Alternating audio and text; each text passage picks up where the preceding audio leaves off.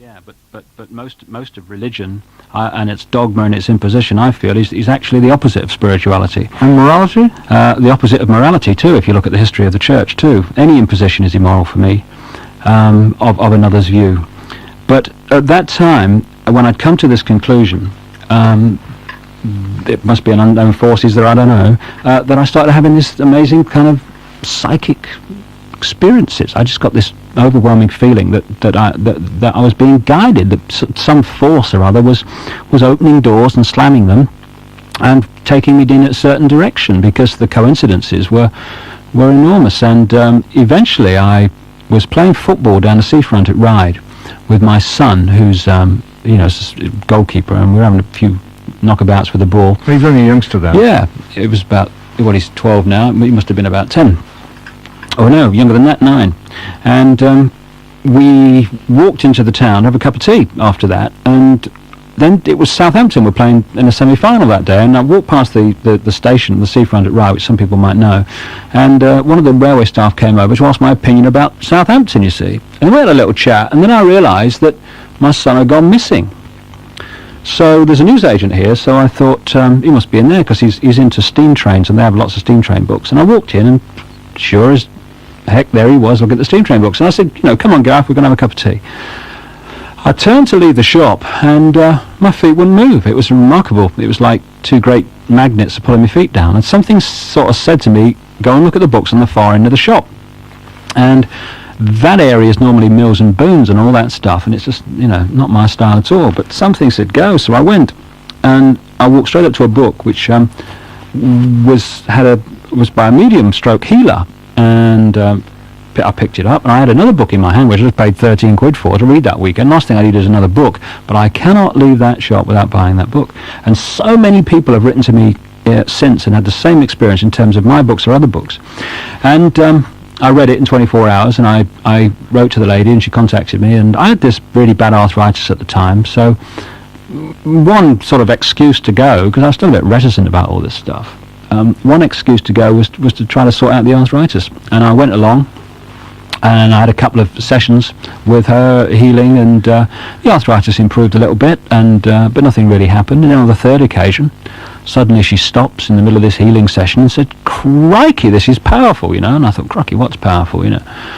All new to me. And then she starts saying, "I'm being told to tell you this," and all this stuff came flooding out. Many of which things which were personal to me have actually turned out to be right on the button. For instance, one of them said that I would write 5 books in 3 years on this subject, and I thought that's utterly ludicrous. Writing 5 books on any subject is a nightmare, trying to get them published, never mind on this subject, which at that time I hadn't got a clue about.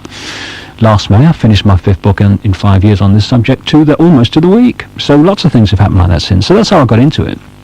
And the more that I studied it, the more people I spoke to, the more I realised that the common information around the world is phenomenal. Talking about the same basic explanations. And what's really comforting to me is that in the last couple of years, open-minded scientists working in physics and mathematics have come to the same basic conclusions that have been psychically expounded for most of this century, to my knowledge, and probably well before that. Who or what is passing the information on to you? These other levels of consciousness. There are much higher levels of consciousness around this planet. If you kind of tune in psychically to, say, frequencies very close to this one, quite low frequencies, then you might get communications that we all hear in the cliche jokes about it, or which is this is Ethel here. Can you tell Bill to look after the cat and all this stuff? And can you do that? Well, I hope I don't tune to that level with a bit of luck. But if you can actually tune your consciousness to much higher levels, but you can do that. We can all do it. And there are. If people only realise, there are thousands and thousands of people around the world doing it, more than probably ever before, because the need to understand what's going on in the world as the old order crumbles is great. There's going to be a real, and there is increasingly, a real demand for information to explain what's going on, because so many things are unfolding in terms of the breakdown of the old order, and will unfold more as this decade becomes the next decade, that people are going to want some explanations, because the explanations that we're going to be given and have been given through materialistic science and religion just aren't going to make sense. What control do you have yourself over where and how you tune? Well, all you can do in the end is follow your intuition and what feels right. Is it positive? Are other people getting the same information around the world that is supporting what you're getting, even though you didn't know what they were getting beforehand? And that's been a real common theme with me. I've got certain information, either personally or from many other people who do this sort of thing. And then I've realized that other people are getting the same stuff in other parts of the world that I didn't know about. And these common themes come together, and in the end you have to make a judgment. You have to make a judgment about what feels right for you and what doesn't feel right to me. And when I speak, I make a great difference between what I'm really sure is the situation, because of the enormous common denominator themes, both of the psychic and the scientific, and between speculation, which is, well, I feel it could be like this or could be like that. And once you get beyond, at this time anyway, the basic structure of frequencies and consciousness and different levels such like, you are into the realms of speculation to a certain extent. Yes, but what happens, in other words, do you decide, I'm going to tune into a frequency which is going to tell me about the weather next year and in the years to come, or do you sit and wait for an idea to come into your head and then you try to attune to that? A bit of both, really. It's a bit of both, isn't it? Sometimes, what's the process? you know, like in the Bible, you read things like the Holy Spirit descended upon him and he spake the words of the Lord. Sure. Well, that's channeling, that's mediumship. That happens. Yeah, Happens to you? Yeah, it happens to When thousands does it of people. happen? I mean, at any time when you're having a bath, when you're driving the car, Well, it's usually in a quiet situation, but or in a particular situation when you go and sit and meditate deliberately. well, not meditate. When you're sitting quietly, basically, you feel this energy sort of just envelop you, and Uncalled. sometimes it's called, sometimes it's not. There's no easy answer to anything, because it's all in different situations, different times. And every day or regularly? Well, to be honest, I made the difference earlier between sitting down and consciously channeling stuff, which is what you're talking about now. But all the time we are doing it. We're doing it in our intuition. People, we hear people all the time. They say, "I knew that was going to happen," Or we... Yes, but that is a process of intelligence, and intelligent interpretation of a situation because of experience. In some cases, and that is true, but what level of us is doing the interpreting? You see, I'm making the difference between the conscious level, which is what's communicating here now, which works through the physical body during an incarnation, and is very much subject to the messages coming through the eyes and the ears, and the non-conscious, subconscious, higher conscious levels of our mind that are not during a physical life, subject to the limitations of the physical body. So from those levels you get, if you like, the whole picture, the whole understanding that is not subjected to mind control and stuff. I make the analogy between the conscious level being the astronaut in the spacesuit on the moon, and the subconscious and higher conscious levels being mission control. And I feel one of the problems that's happened with this collective amnesia over thousands of years, and certainly in more recent centuries, has been the delinking during a physical life between the astronaut in the spacesuit and mission control. In other words, we have become far more at the mercy of the information and messages coming through the eyes and the ears than coming from higher levels of ourselves. Therefore, our behavior and perceptions of life has been affected. For instance, if you're in that spacesuit on the moon, you are subject to great limitations in what you can do compared with when you're not in the spacesuit. Linford Christie can run the 100 metres in less than 10 seconds here, but he wouldn't have a chance in a spacesuit. Now imagine you're in this spacesuit, which greatly limits your perception and understanding and potential, and suddenly the link with mission control is cut off or greatly weakened. your sources of information to decide what you're going to do and what you're not going to do are coming through the eyes and the ears suddenly. Now that's going to be a very different set of messages than you would get from mission control, which has got the wider picture. And I feel that this awakening that I'm talking about, where people are beginning to open and question and see life in a different way, is actually being created by the resynchronization of conscious level and higher conscious level, so that the messages coming through the eyes and the ears are being now balanced by another kind of perception from a higher level of our own mind, our own consciousness. Therefore, our perceptions of life, our values and our behavior is being affected by this rebalancing of all sources of information rather than just physical level information. By what do you base your rules of morality, David? Rules of morality? Well, I feel that if you try to impose your values on someone else, you're going down very dangerous ground, because where do you draw the line? It's based on don't do to others what you would not want them to do to you. Now, you might come back, or other people listening to this might come back and say, look, Christian, see? Confucius said that in ancient China. It's actually something that goes through almost every major culture. There is this line: go and do to others what you would have them do to you. And if we work on that, and I'll tell you the key word I'm talking about here. I'm talking about respect. That, for me, is the positive balancing reaction that we need in the world. If I respect your right to believe what you wish to believe, and I respect your right to live your life as you see fit, and you do the same for me, I'm not going to have a problem. Let's give an example, a modern example. We have the thing about the quote problem about travellers. Now, the problem only exists because people who live in houses do not respect the traveller's right to live their way of life. And on the other side, a small minority of travellers do not respect the people who live in houses' right to not have loud music and rubbish in their gardens. The vast majority of travellers do not do that, but there is a small minority who do.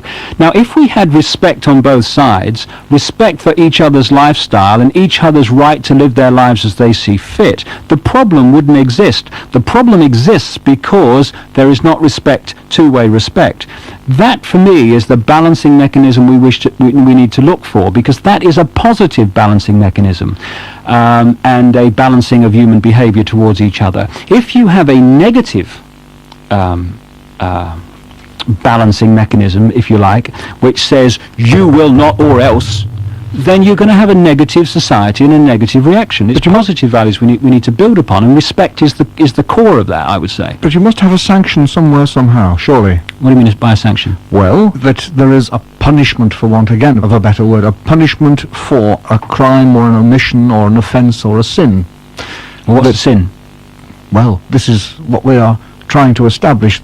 A sin is I wish is someone a would breach. tell me, because I've been trying to work it out for years. Well, a sin is a breach of whatever the standard of ethic is.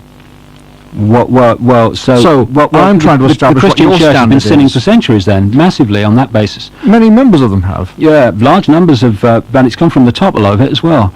In other words, by sanction I mean, for example, in ordinary civil law, if you steal, you will either be fined or you will go to prison. So prison or fining is the sanction, and that is what prevents you from doing it. If you therefore have your own standard of ethics, your own standard of morality, what prevents you stepping over the boundary? This line of respect.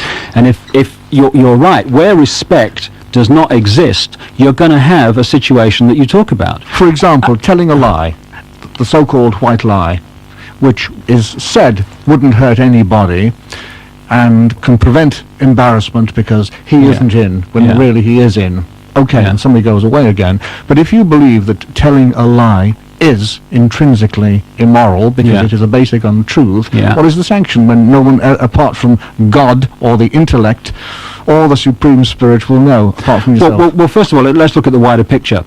First of all, if someone else believes that telling a lie is wrong, that's their right to believe that. why should they impose that belief on someone else? And if people go on telling lies, which is not something that is desperately desirable, eventually the consequences will arise in which they will feel the reaction against that. People who tell lies eventually get found out, and they feel a reaction from others, which is not always pleasant. But what I would say to you is this: I feel that in creation there is a law of cause and effect, which works in this way. I feel that the real eternal us is a series of energy fields which are electromagnetic. Everything is in energy. A situation is in energy. A person is in energy. Everything's in energy. And I feel that we are always attracting to us what we need to evolve. So this idea of do unto others as you would have them do unto you is not just a trite saying. It's actually one of the laws of physics, which says that what we do to others, what we make others experience, we at some point will experience that. And what I feel we're seeing now, because of the things we haven't got time to go into, it's the way that the energies are working around the planet, and time itself is speeding up as people are feeling in their everyday lives. The comeback is getting closer to the action. It's what's become known as instant karma. And once people realize that what we do to others will be an experience that we will eventually experience, it will be another big balancing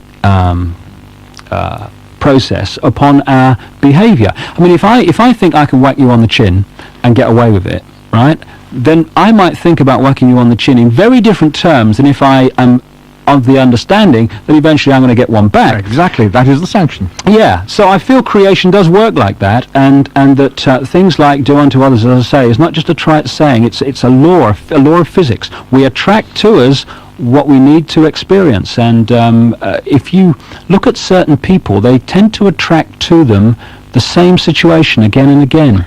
And I've had people who've written to me, because, being in the public eye with all this, I get so many letters, and the people tell me their life stories, and you kind of see the common themes build up. People tell me how they've faced the same situation, and they kept reacting in the same way.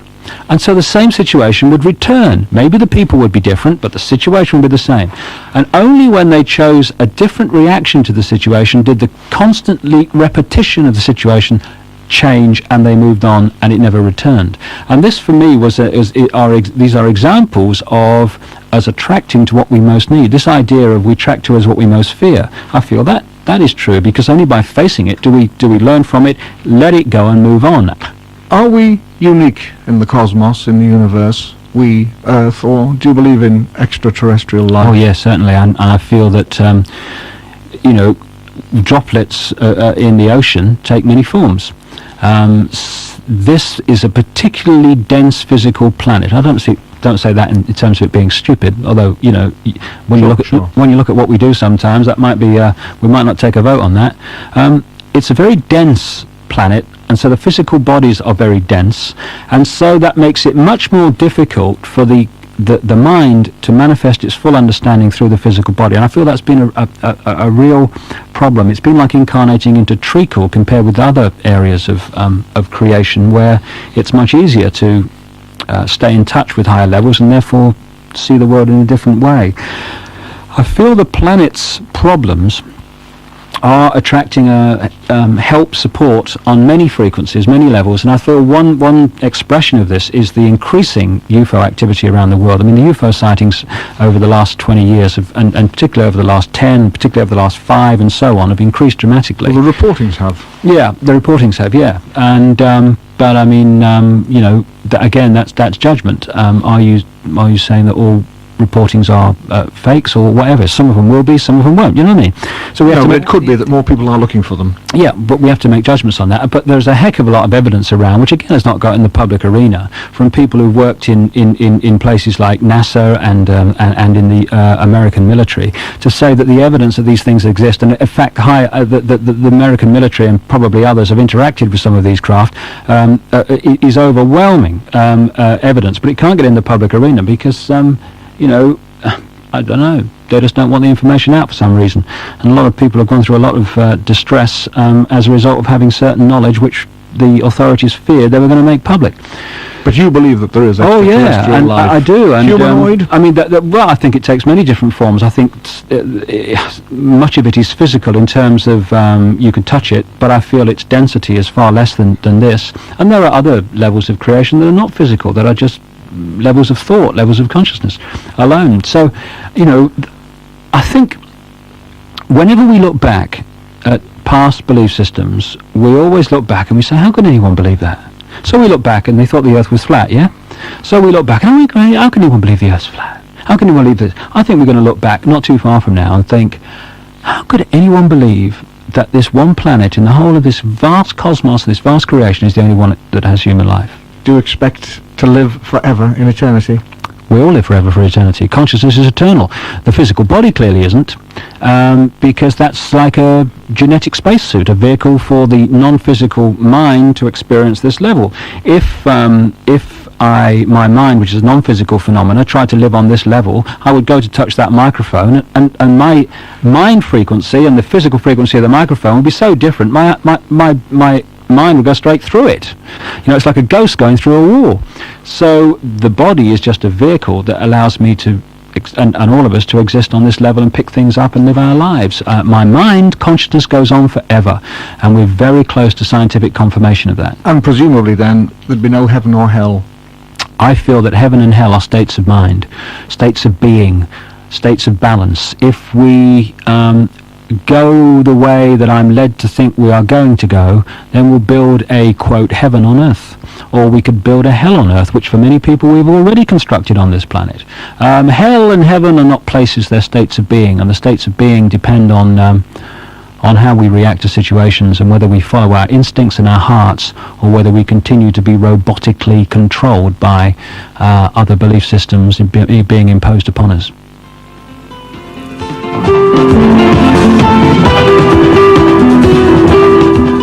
The remarkable David Icke, leaving us all with lots of food for lots of thought and lots more questions to be asked next time.